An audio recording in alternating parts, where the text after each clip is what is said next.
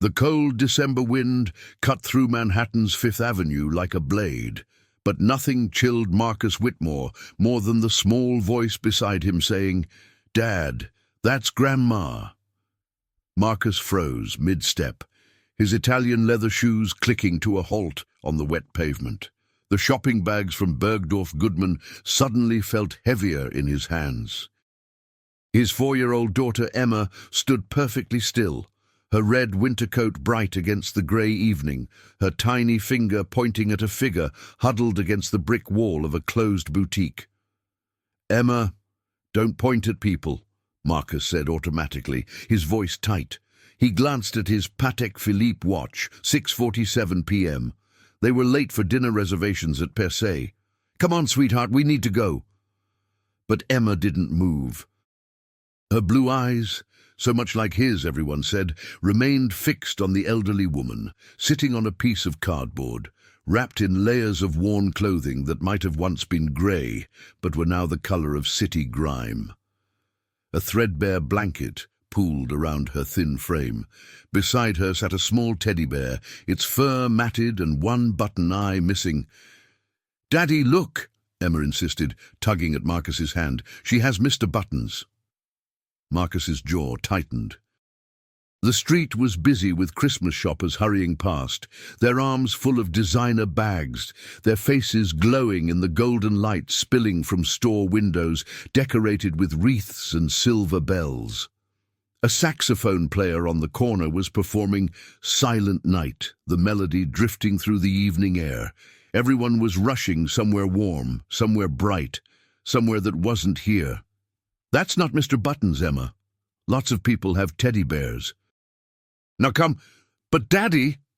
The elderly woman lifted her head then, and Marcus felt something crack inside his chest.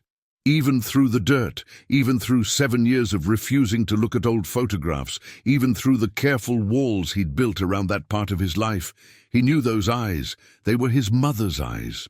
Margaret Whitmore's face was gaunt, her once bright auburn hair now white and tangled, pulled back in a messy bun. Her cheeks were hollow, her skin weathered by exposure to elements that should never have touched her. But those eyes, those green eyes that used to read him bedtime stories, that used to light up when he came home from school, that used to fill with tears when they fought, those eyes were unmistakable. She stared at him, and for a moment neither of them moved. The city sounds faded. The honking taxis, the chattering crowds, the street musician's saxophone, until there was only the sound of Marcus's heartbeat thundering in his ears. "Marcus?" Her voice was hoarse, barely audible, as if she hadn't spoken in days. Emma pulled away from his grip and walked straight to the woman, her small red boots splashing in a puddle. She held up her own teddy bear, the expensive one Marcus had bought her last month from FAO Schwartz, pristine and soft. "See, we have the same bear," Emma said with the simple logic of a 4-year-old. "That means you're family." Margaret's hand trembled as she reached out, not quite touching Emma, as if afraid the child might disappear. You must be Emma," she whispered. I've seen pictures." Marcus felt his throat constrict. Pictures. How had she seen pictures? He'd blocked her on everything, changed his number, moved apartments without telling her. He'd erected every possible barrier after that night 7 years ago when she'd, "Emma, come here, now." His voice came out sharper than he intended. Emma turned to him, confused. "But Daddy, she knows my name, and she has Mr. Buttons." Just like in the story you told me about when you were little, Marcus's hands clenched around the shopping bags. Of course, he'd told Emma that story last week during bedtime. About the teddy bear his mother had made him when he was 5, how she'd sewn it herself because they couldn't afford store-bought toys back then, before the inheritance, before the business, before everything changed and fell apart. Emma. Now. A businessman in a Burberry coat walked past, shooting Marcus a disapproving look, whether for his harshness toward his daughter or for stopping to acknowledge a homeless person, Marcus couldn't tell. The man dropped a dollar bill into a cup Marcus hadn't noticed before, empty except for a few coins, then hurried on. Margaret pulled her thin sweater tighter around her shoulders. Marcus could see her collarbone protruding sharply, see the way her hands shook, not just from cold but from something deeper, hunger, exhaustion, defeat. "Please," Margaret said quietly, her eyes meeting his. "I'm not asking for anything, I just wanted to see you. I've been trying to find the courage to call, but—" "You lost that right 7 years ago," Marcus interrupted, his voice low and hard, "when you chose him over your own family." Emma looked between them, her small face scrunching in confusion. "Daddy, why are you being mean?"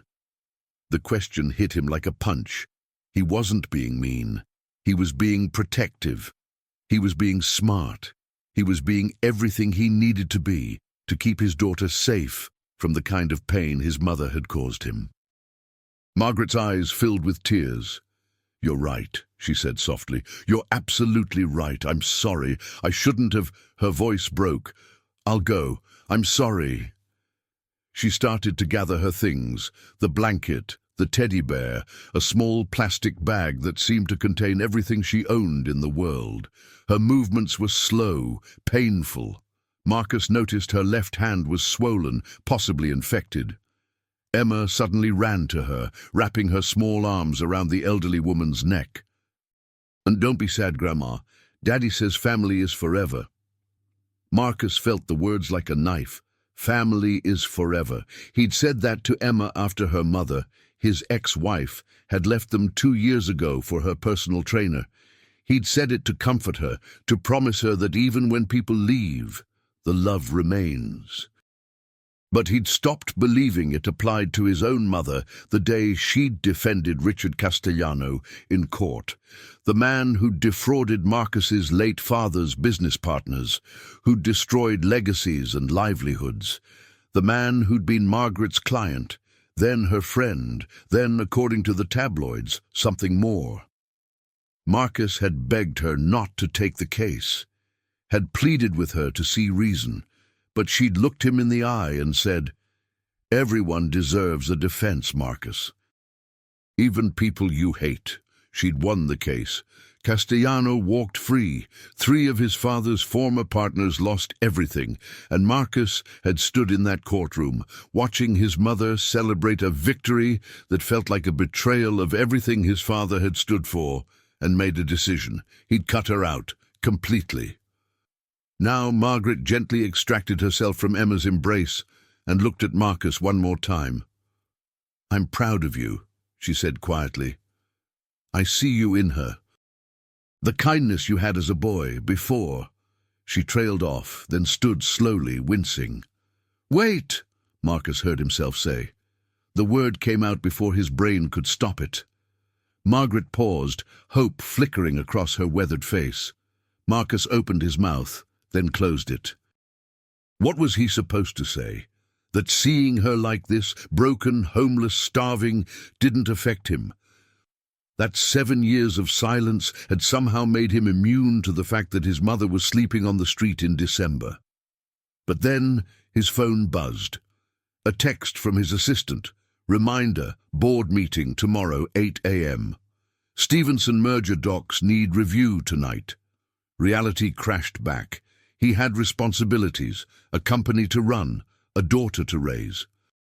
A life he'd built without Margaret Whitmore and her impossible choices. "Stay away from us," he said finally, the words tasting like ash in his mouth. "Whatever game this is—" "It's not a game," Margaret interrupted, her voice suddenly stronger. "I've been homeless for 3 months, Marcus. Lost my apartment after my law license was suspended for—" She stopped, glancing at Emma.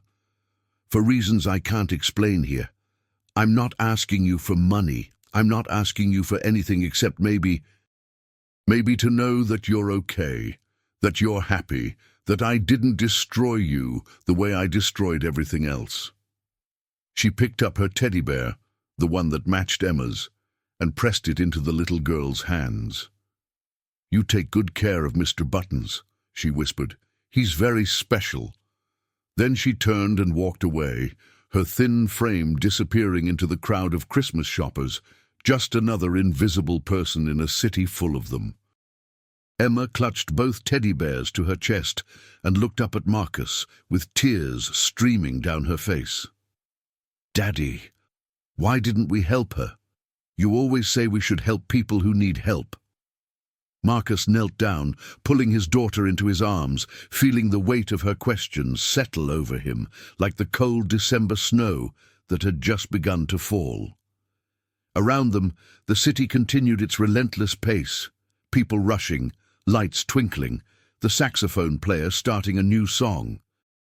But all Marcus could see was his mother's face. All he could hear was Emma's question echoing in his mind. Why didn't we help her? And for the first time in 7 years, Marcus Whitmore didn't have an answer. Marcus didn't sleep that night. He sat in his penthouse study overlooking Central Park, the city lights spreading out below, like a constellation of broken promises. The merger documents lay untouched on his desk. Instead, he held the teddy bear his mother had given Emma, the one with the missing button eye, the one that smelled faintly of rain and sorrow. Across the hall, Emma slept fitfully, calling out once for Grandma in a voice that made Marcus's chest ache. At 2:37 a.m., he opened his laptop and did something he'd sworn he'd never do. He searched for his mother's name. The results made his stomach turn. Prominent defense attorney Margaret Whitmore disbarred. New York Law Journal, September 2024. Fall from grace, how one lawyer's ethics violation cost her everything. Legal Times, October 2024. Marcus clicked on the first article, his hand trembling slightly on the mouse. The words blurred together at first, then came into sharp, painful focus. Margaret Whitmore, 67, once considered one of Manhattan's most brilliant defense attorneys, has been permanently disbarred following an investigation that revealed she had used her own retirement savings to pay restitution for a client who had defrauded elderly investors. The client, whose name is protected by confidentiality agreements, was facing criminal charges when Whitmore made the unusual decision to liquidate her personal assets, including her apartment and pension, to repay the victims. Marcus read the paragraph 3 times, then 4. His mind struggled to process what his eyes were seeing. She hadn't defended a criminal. She'd bankrupted herself to help one make things right. He scrolled further, finding a smaller article from a legal ethics blog. Sources close to the case suggest Whitmore's actions, while ethically questionable in the eyes of the Bar Association, may have been motivated by personal redemption. 7 years ago, Whitmore successfully defended Richard Castellano in a high-profile fraud case, a victory that destroyed her relationship with her son, Marcus Whitmore, CEO of Whitmore Capital. This recent case involved similar charges, but this time Whitmore chose a different path. Marcus pushed back from the desk so hard his chair hit the bookshelf behind him. A photograph fell, one he'd kept hidden, face down, for 7 years. His father's funeral. Margaret standing beside him, her hand on his shoulder, both of them drowning in grief. He'd removed her from his life 3 months after that photo was taken. 3 months after she'd taken Castellano's case. 3 months after he'd decided she'd chosen her career over her family's honor. But what if he'd been wrong? His phone buzzed. A text from Daniel Chen, his oldest friend and the company's CFO. "You awake? Board meeting's in 5 hours and you haven't sent comments on the Stevenson docs. Everything okay?" Nothing was okay. Marcus typed back, "Need a favor. Can you look into something for me?" Quietly. The response came immediately. "Name it. Margaret Whitmore, my mother. Find out where she is." 3 dots appeared, then disappeared. Then, "Marcus, are you sure?" "No, but do it anyway."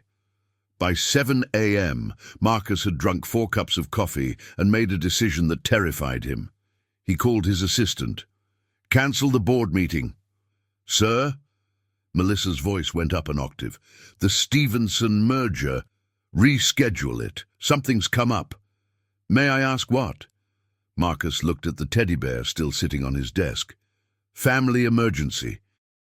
He hung up before she could ask more questions, then walked down the hall to Emma's room. His daughter was already awake, sitting in bed with both teddy bears, having what appeared to be a very serious conversation with them. And then we'll find her, Emma was saying to the bears, and Daddy will say he's sorry for being mean, and Grandma will come home with us and have hot chocolate because that's what you do when someone is cold. Marcus's throat tightened. When had his 4-year-old become wiser than him? Emma, he said softly from the doorway. She looked up, her blue eyes red-rimmed. Are we going to find Grandma today? Marcus sat on the edge of her bed, the mattress sinking under his weight. Would you like that? Yes. No hesitation, no doubt. Just the simple certainty of a child who hadn't yet learned that love could be complicated. Okay, Marcus said, the word feeling like jumping off a cliff. Okay, we'll find her. Emma threw her arms around his neck so hard he nearly fell backward. Really? Really? Really? Really? Really? They started where they'd seen her last.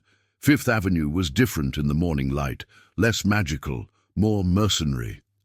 The saxophone player was gone. The boutique where Margaret had been sitting was open now, a security guard stationed by the door, his eyes scanning for anyone who might be undesirable. Marcus felt a flash of rage. His mother had become undesirable.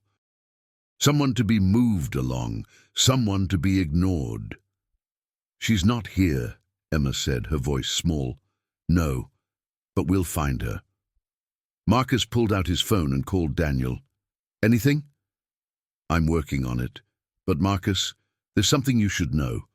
I called a friend at the DA's office, that client your mother bankrupted herself for, the one whose victims she paid back. What about him? It was Richard Castellano. The world tilted. Marcus gripped Emma's hand tighter. What? She found out he was running the same scam again. Elderly investors, just like before, but this time she didn't defend him. She wore a wire, helped the DA build a case, and when he was convicted, she paid back every single victim out of her own pocket, lost everything. The Bar Association said she'd violated attorney-client privilege and disbarred her anyway. Marcus leaned against a building wall, his vision swimming. She destroyed him. After everything she sacrificed to defend him the first time, she destroyed him. And herself in the process, Daniel said quietly. I'm sorry, man. I know this isn't what you expected to hear. Where is she now? I'm checking homeless shelters, but, Marcus, this is going to take time. The city's system is... I don't have time, Marcus interrupted. He looked down at Emma, who was watching him with those wise, worried eyes. My mother is somewhere in this city, alone and hungry, and I did this. I pushed her away when she needed me most. You didn't know. I should have. Marcus's voice broke. I should have asked, should have listened, should have been her son instead of her judge. He ended the call and knelt down in front of Emma. We're going to find her, I promise you, whatever it takes. They spent the next 3 hours walking. Marcus in his Tom Ford suit and Emma in her red coat, searching faces on every corner. They checked subway entrances, bus stops, parks. They asked other homeless individuals if they'd seen a woman with white hair and a teddy bear. Most ignored them. A few cursed at them for disturbing their sleep. One elderly man, his face weathered like ancient leather, looked at Emma and said, Your mama? Grandma, Emma corrected. The man nodded slowly. Saw a lady like that, over by St. Patrick's Cathedral. She goes there mornings, prays. Don't think God's listening much, but she keeps trying. Marcus pressed a $100 bill into the man's hand. Thank you. They ran, actually ran, the 4 blocks to the cathedral. Marcus hadn't run anywhere in years except on his Peloton. His lungs burned, his expensive shoes pinched. He didn't care. The cathedral loomed above them, gothic and imposing. The morning mass was ending, people streaming out in their Sunday best, or what passed for it on a Thursday morning. Marcus and Emma pushed through the crowd into the cavernous interior. The smell hit him first.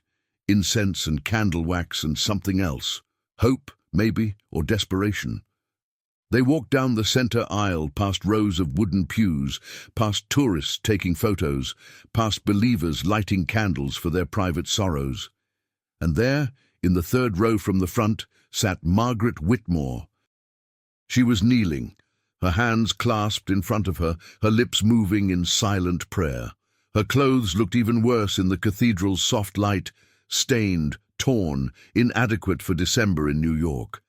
But her posture was straight, dignified, as if poverty couldn't quite strip away who she'd once been. Emma pulled free from Marcus's grip and ran down the aisle, her footsteps echoing off the vaulted ceiling. "Grandma!" Margaret turned, her face transforming from resignation to shock to something that looked dangerously close to joy. Emma crashed into her, and Margaret caught her, pulling the little girl close with a sob that echoed through the sacred space. Marcus walked slowly toward them, his heart hammering so hard he thought it might break through his ribs. Other parishioners turned to stare, at the CEO in the expensive suit, at the homeless woman, at the little girl bridging the impossible distance between them. "Marcus," Margaret whispered, her voice thick with tears. She didn't stand, didn't reach for him, just held Emma and looked at him with those green eyes he'd inherited, now swimming with emotion. "I'm sorry," Marcus said. The words came out strangled, inadequate. "Mom, I'm so sorry. I didn't know. I didn't understand. I should have—" "No," Margaret shook her head. "You had every right to be angry. What I did 7 years ago, defending that man after what he'd done to your father's legacy, I thought I was upholding principles. I thought everyone deserved a defense no matter what. But I was wrong. I chose abstract ideals over my own son, over my family. And by the time I understood that, by the time I tried to make it right—" She gestured at herself, at the ruins of her life. "This is what making it right cost me." Emma looked between them, her small hand reaching for Marcus's. "Daddy, can Grandma come home now, please?" Marcus looked at his mother, really looked at her, and saw not the betrayal he'd nursed for 7 years, but a woman who'd sacrificed everything to correct a mistake, who'd chosen redemption over comfort, who'd ended up here, in this cathedral, praying for a forgiveness she thought she'd never receive. "Yes," he said, his voice breaking. "Yes, she can come home." He reached out his hand, and after a moment's hesitation, Margaret took it. Her palm was rough, calloused from sleeping on concrete, but her grip was firm, strong. She was still his mother, still the woman who'd raised him, still the person who'd taught him that integrity mattered, even when she'd lost sight of it herself, even when finding it again had cost her everything. They walked out of the cathedral together, 3 generations, 3 different kinds of brokenness, 3 pieces of a family that had shattered and was now tentatively beginning to reform. Outside, snow had started to fall again, soft and white and clean, covering the city's dirt like a promise of new beginnings.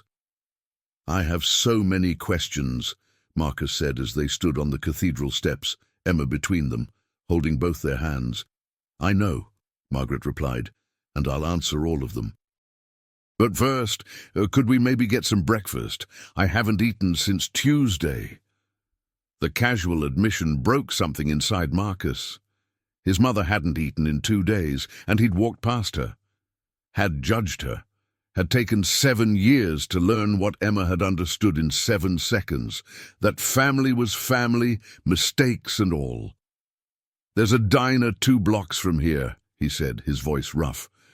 It's not fancy, but it's perfect, Margaret interrupted. Anything would be perfect right now. As they walked, Emma chattered happily about everything they'd do, hot chocolate and pancakes, and showing Grandma her room, and reading stories, and teaching her the song they'd learned at preschool. Margaret listened with tears streaming down her face, and Marcus realized he was crying too. They were halfway to the diner when Emma suddenly stopped. "Wait, Daddy, we forgot something important." "What, sweetheart?" Emma pointed back toward Fifth Avenue. "Mr. Buttons, Grandma's Mr.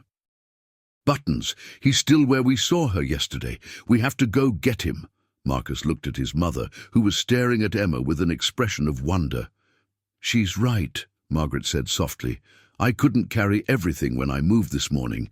I left him there thinking no one would care about an old teddy bear.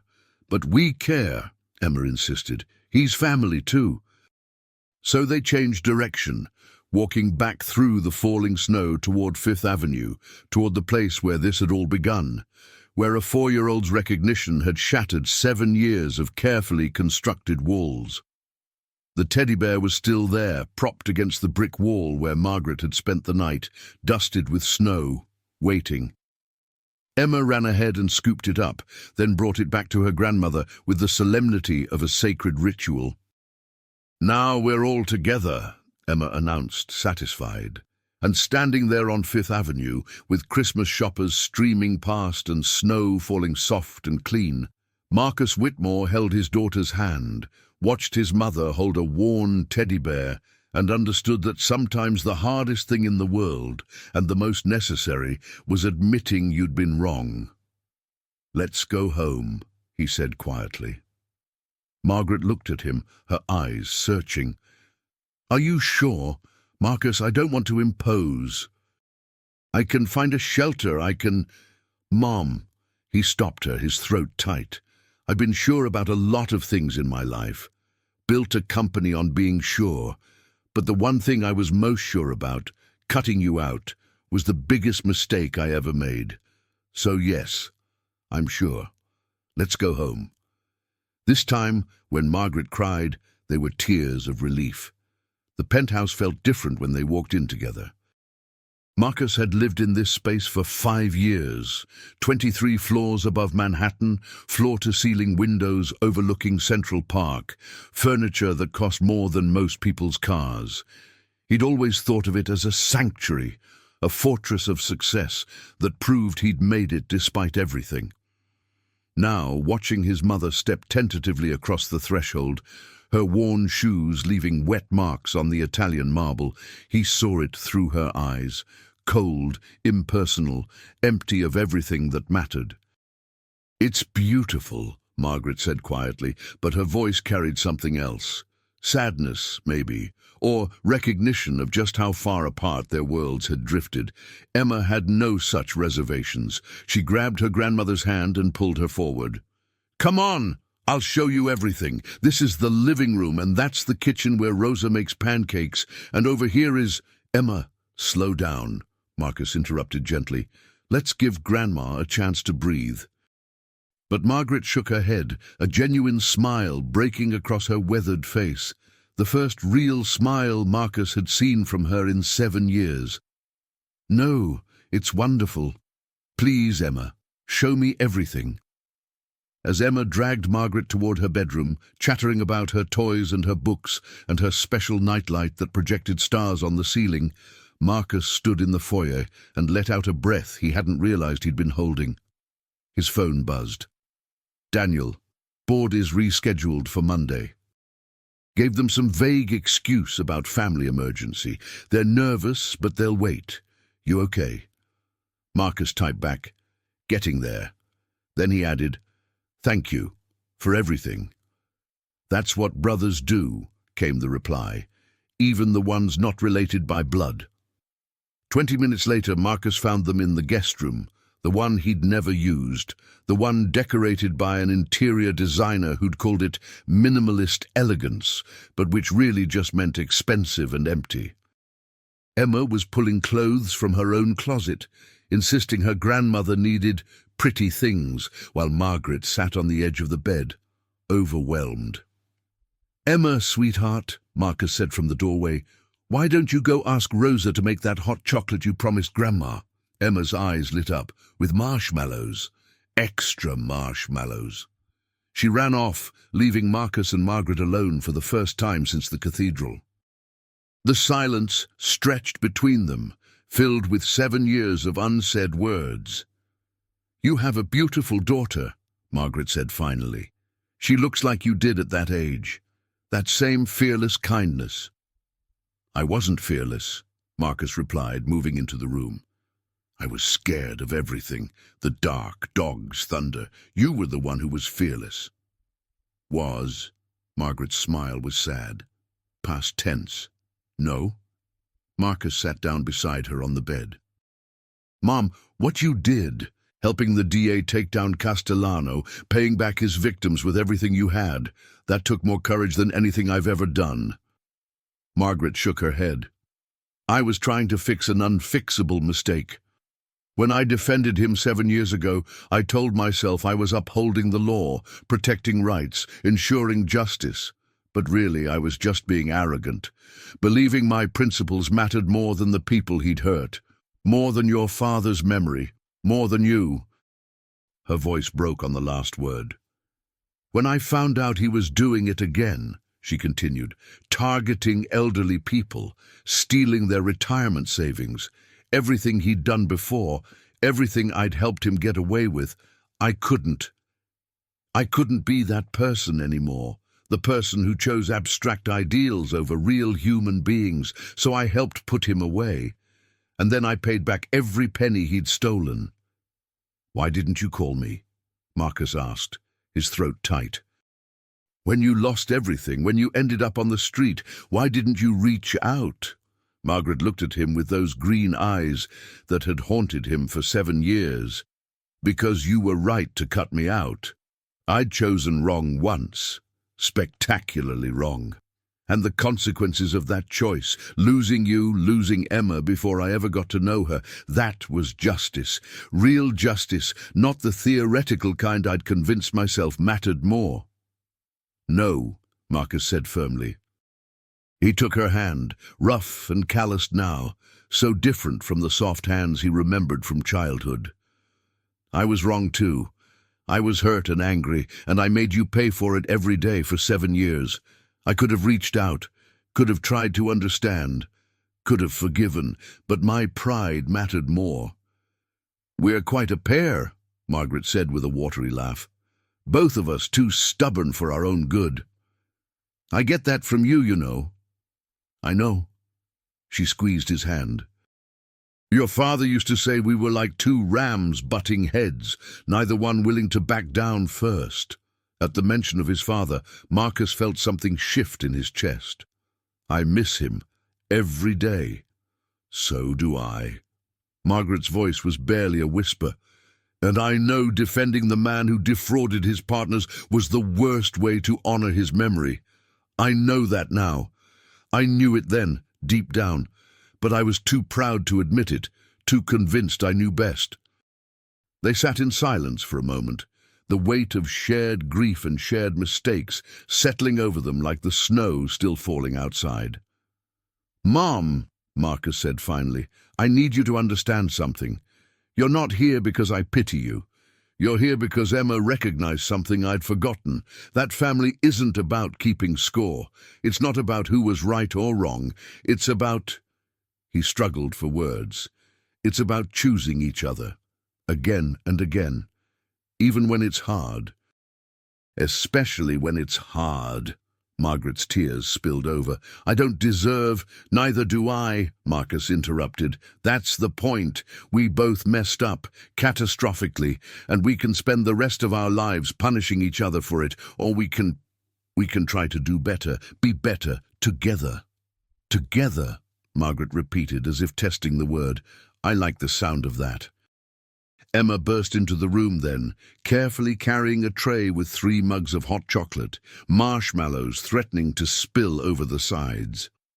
Rosa, Marcus's housekeeper, followed behind with a worried expression. Senor Marcus, I tried to help, but she insisted. It's perfect, Emma, Marcus said, taking the tray before it could tip. Thank you. They sat together on the guest bed, 3 generations sharing hot chocolate and marshmallows, while snow fell outside and the city lights began to twinkle in the gathering dusk. Emma nestled between them, both teddy bears in her lap, telling Margaret about her preschool and her friends and everything she wanted to do now that Grandma was here. And you have to come to my winter show, Emma insisted. We're doing a play about snowflakes. I'm the special sparkly one that doesn't melt. I wouldn't miss it for the world, Margaret promised, her voice thick with emotion. Marcus watched them, his mother's arm around his daughter, and felt something he hadn't felt in 7 years. Whole. Later that night, after Emma had been tucked into bed with both teddy bears and at least 3 bedtime stories, Marcus found his mother standing at the living room window, looking out at Central Park, blanketed in snow. I used to bring you to that park, she said without turning around. Every Sunday, no matter the weather. You loved the Alice in Wonderland statue, would climb on it for hours. I remember, Marcus said, joining her at the window. You'd bring a book and read while I played. You were always reading. Legal briefs, usually. Even then, I was always working. She sighed. I thought I was teaching you the value of hard work, of dedication. But really, I was just teaching you how to put everything else second. You taught me a lot of good things too, Marcus countered. Integrity, standing up for what's right, thinking for myself. Even when thinking for yourself meant cutting me out. Especially then. Marcus smiled sadly. You taught me to have principles, to draw lines. You just didn't expect me to draw one that excluded you. Margaret turned to face him. I'm going to find work. I don't know what yet. I can't practice law anymore, but something. I won't be a burden. Mom, please, Marcus. Let me have this. I need to rebuild, to prove, if only to myself, that I can still contribute, still matter. Marcus understood that. Hadn't he spent years proving the same thing? Okay, but we do it together. I have connections, resources, let me help. Together, Margaret agreed. They stood in comfortable silence for a moment, watching the snow, before Margaret spoke again. That merger you cancelled today, is it important? It was supposed to be. Stevenson Technologies. Would have doubled our market share in the Asian markets. Marcus shrugged. It can wait until Monday. No. Margaret's voice was firm, her attorney voice, the one she'd used in courtrooms, the one that commanded attention. It can't. Not if it's that important. You don't put your company at risk for me, for anyone. I'm not putting it at risk. I'm making a choice about priorities. Then choose both. Margaret looked at him intently. One thing I learned in these past months, you don't honor the people you love by sacrificing everything else. You honor them by showing them what matters and making room for it all. Your company matters, your work matters, Emma matters. And now, if you'll let me, I'd like to matter too, but not at the expense of everything else you've built. Marcus felt something unlock in his chest, some final knot of guilt and obligation loosening. When did you get so wise? Somewhere between losing everything and finding it again, she smiled. Turns out rock bottom has excellent perspective. In that case, Marcus said, pulling out his phone, let me call Daniel back. Tell him to get the board together for tomorrow afternoon. I'll present the Stevenson merger, you'll meet Emma's teacher at pickup, and we'll all have dinner together at 6. How's that for choosing everything? Margaret's eyes shone. That sounds perfect. Absolutely perfect. 3 months later, on a cold March afternoon, Marcus stood in the back of Emma's preschool auditorium, watching his daughter perform in the winter show. She was indeed the sparkly snowflake that didn't melt, spinning across the stage with fearless joy while the other children sang about winter's magic. Beside him, Margaret squeezed his hand. She looked different now, hair cut and styled, wearing clothes that fit, cheeks filled out from regular meals. But the biggest difference was in her eyes. The hopelessness was gone, replaced by something brighter. Purpose, maybe. Or simply peace. She'd found work at a non-profit legal aid clinic, helping people navigate the system she'd once dominated. "I can't practice law," she'd told him, "but I can teach others how to access it, how to fight for themselves. Maybe that's where I was supposed to end up all along." The Stevenson merger had gone through. Marcus's company was thriving. Emma was thriving. And slowly, carefully, they were all learning how to be a family again. Not the family they'd been before, but something new, something stronger for having been broken and remade. After the show, Emma ran to them, her sparkly costume shedding glitter with every step. "Did you see me? Did you see me not melt?" "You were magnificent," Margaret said, scooping her up. "The best sparkly snowflake I've ever seen." "Better than when you were little, Daddy." Marcus laughed. "I was never a sparkly snowflake. I was a reindeer, a very confused reindeer." "That's because you didn't have a grandma to help you practice," Emma said with 4-year-old logic. "But now we do. Now we have everything." And watching his mother hold his daughter, both of them laughing, both of them covered in glitter and joy, Marcus realized Emma was right. For 7 years he'd thought happiness meant walls, keeping out pain, keeping out mistakes, keeping out anyone who'd hurt him. He'd built an empire on those walls, a life of careful control, where nothing unexpected could touch him. But standing in this elementary school auditorium, covered in his daughter's glitter, his mother's hand in his, he understood that Emma had taught them both the most important lesson, that real happiness wasn't about walls, it was about doors. Doors you opened even when you were scared. Doors you walked through even when you didn't know what waited on the other side. Doors that led to forgiveness, to second chances, to the messy, complicated, beautiful reality of loving people despite their mistakes, and being loved despite your own.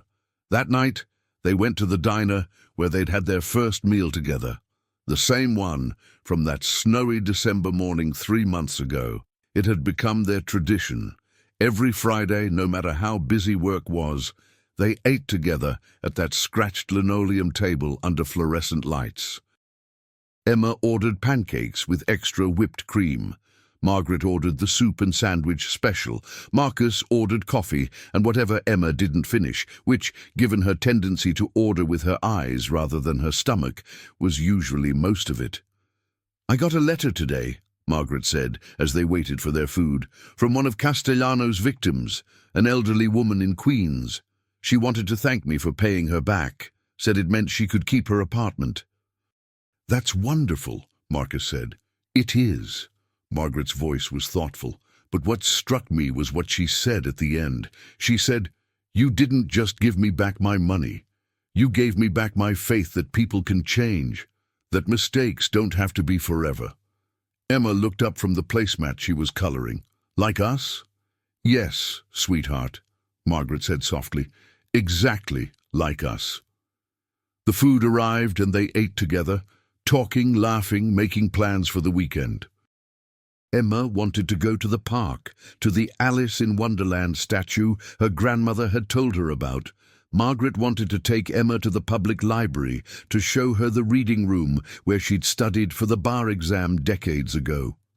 Marcus wanted to take them both to his office, to show Emma where Daddy worked, to let his employees see the family he'd kept hidden for so long. They would do all of it. They had time now. Time they'd almost lost forever because of pride and hurt and the terrible, seductive belief that being right mattered more than being together. As they left the diner, Emma between them, holding both their hands, a homeless man sat on the corner with a cardboard sign.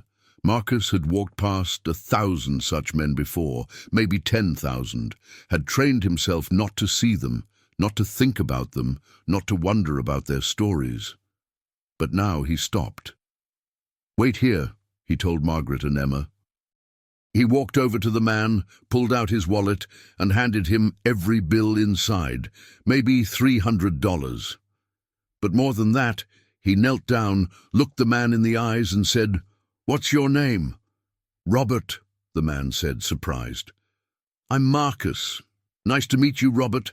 There's a shelter 3 blocks that way," he pointed, "and a soup kitchen 2 blocks north.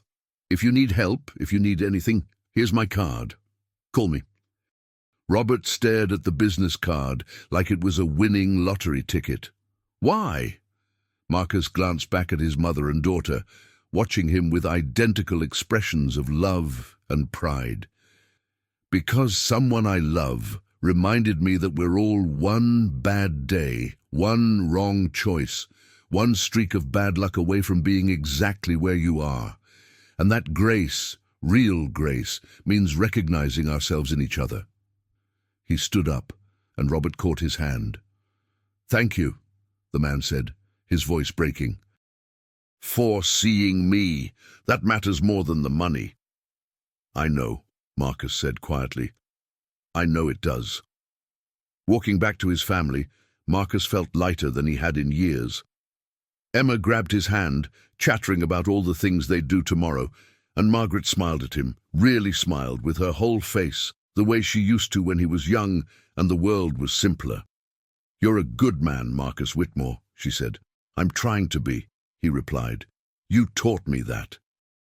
You taught me that trying matters, even when you fail, that getting back up matters, that second chances matter." "Third chances too," Margaret added with a wry smile. "Fourth, 5th, 100th, Emma chimed in, though Marcus suspected she didn't really understand what they were talking about. "Chances forever and ever. Chances forever and ever," Marcus agreed, squeezing both their hands. They walked home through the cold March evening, past the shops closing for the night, past the people hurrying to their own lives and families, past the city that had seen them broken and was now witnessing them whole.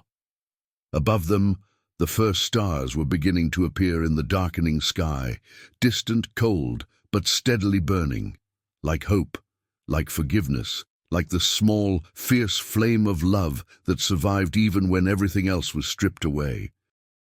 And Marcus Whitmore, CEO of a Fortune 500 company, son of Margaret Whitmore, father to Emma Whitmore, understood finally what his daughter had known all along, that the richest man in the world wasn't the one with the biggest bank account or the tallest building or the most impressive merger.